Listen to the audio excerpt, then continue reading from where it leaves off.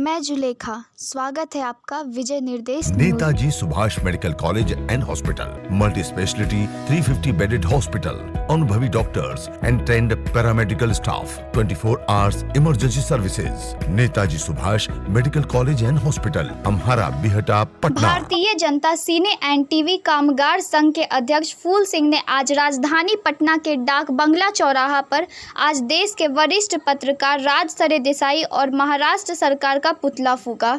इस दौरान उन्होंने कहा कि राजदीप सरदेसाई ने जो स्टेटमेंट बिहार के प्रतिभाशाली बेटे सुशांत सिंह राजपूत को लेकर दिया, उसके बाद हमें शक है कि उनकी मिली भगत महाराष्ट्र सरकार के साथ सुशांत के हत्यारों को बचाने में तो नहीं है।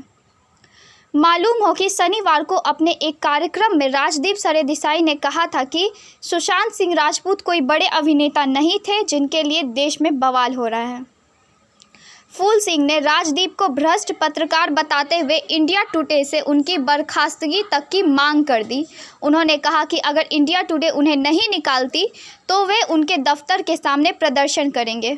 वहीं सुशांत मर्डर केस में महाराष्ट्र की उद्धव सरकार के रवैये पर सवाल खड़े किए गए और पत्रकारों से बातचीत में कहा कि देश में आज तक ऐसा कोई मामला नहीं देखा गया जब कोई सरकार सीबीआई जांच की अनुशंसा करे तब दूसरी सरकार इसका विरोध कर रही हो। उन्होंने पूछा कि आखिर महाराष्ट्र सरकार क्यों विरोध कर रही है, कौन लोग हैं इसमें जिसको महाराष्ट्र सरकार बचा रही है। उन्होंने कहा कि सुशांत मामले में महाराष्ट्र सरकार की साजिश तब जाहिर हो गई जब जांच को मुंबई गए जाबांज आईपीएस विनय तिवारी को क्वारंटाइन कर दिया गया।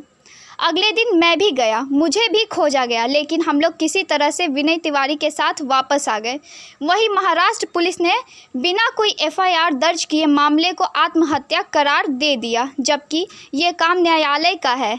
ऐसे कई पहलू हैं जो इस ओर साफ इशारा करते हैं कि महाराष्ट्र पुलिस सरकार के इस इशारे पर काम कर रही है जो किसी को बचाने में लगी है। मगर अब हम नहीं, पूरी दुनिया सुशांत को न्याय दिलाना चाहती है, इसलिए अब केस सीबीआई के हाथ में है, तो हमें उम्मीद है कि न्याय जरूर मिलेगा।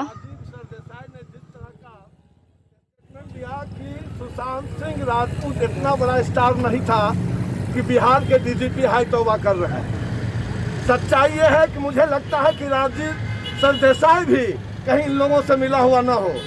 भाई, आज तक ऐसा नहीं देखा कि कोई सरकार अगर अनुशंसा करती है सीबीआई की जांच के लिए तो दूसरा कोई सरकार उसका विरोध करे। आखिर महाराष्ट्र सरकार क्यों विरोध कर रही है? कौन लोग हैं इसमें जिसको महाराष्ट्र सरकार छुपा रही है, बचा रही है? मुझे तो लगता है सरकार की कहीं न कहीं साजिश है। और जो हमारे बिहार के पुलिस के जवान गए थे, हमारे जाबाज आईपीएस ऑफिसर विनय तिवारी गए थे, उनको क्वारंटाइन कर दिया गया। उसके कल होकर मैं भी गया, मुझे भी करने की कोशिश कर गई, मुझे भी बीएमसी द्वारा खोजा गया और बिहार के जो 4 पुलिस जवान गए थे उनको भी खोजा गया। खैर, हम लोग वापस आ गए परसों विनय तिवारी जी के साथ उनको लेकर। लेकिन इसमें कहीं न कहीं राजदीप सरदेसाई एक नया हवा देना चाहता है, चूँकि वो गोवा का रहने वाला है और एक भ्रष्ट पत्रकार है और पत्रकारिता के नाम पे कलंक है। मैं समझता हूँ पत्रकार का मतलब होता है जो समाज को सही रास्ता दिखलाए, समाज का आईना होता है। लेकिन अगर राजदीप सरदेसाई को इंडिया टुडे अगर अपने जगह से नहीं हटाता है तो मैं दिल्ली जाके प्रदर्शन करूंगा, इंडिया टुडे के गेट पर प्रदर्शन करूंगा, राजदीप सरदेसाई का घर घेरूंगा, मुझे कोई नहीं रोक सकता। आज आप लोग क्या कहिए बताइए? पुतला दहन किए हैं राजदीप सरदेसाई का और महाराष्ट्र सरकार का। मैंने कहा था उस दिन एयरपोर्ट से कि मैं जब प्रकाश नहर की धरती से आया हूँ, उद्धव ठाकरे तुम्हारी सरकार गिर जाएगी, याद रखना। जो व्यवहार तुम कर रहे हो, मुझे तो आश्चर्य होता है पत्रकार बंधु। जब मैं विनय तिवारी जी को लाने गया था, एक आईपीएस ऑफिसर जो एक प्रोटोकॉल में गया है, कोई जुहू घूमने नहीं गए थे। अब जब वो वहाँ से रिलीज हुए, एक अर्टिगा गाड़ी और एक ड्राइवर, उनके साथ कोई सुरक्षाकर्मी नहीं, एक भी सुरक्षाकर्मी नहीं। और जिस तरह से पत्रकार लोग जब टूटे, उनके साथ कुछ असामाजिक तत्व भी हो सकते, तो कोई बड़ी घटना हो सकती थी परसों। वो भोलेनाथ की कृपा है, ऊपर वाले की कृपा जो नहीं हुई, लेकिन घटना भी हो सकती थी।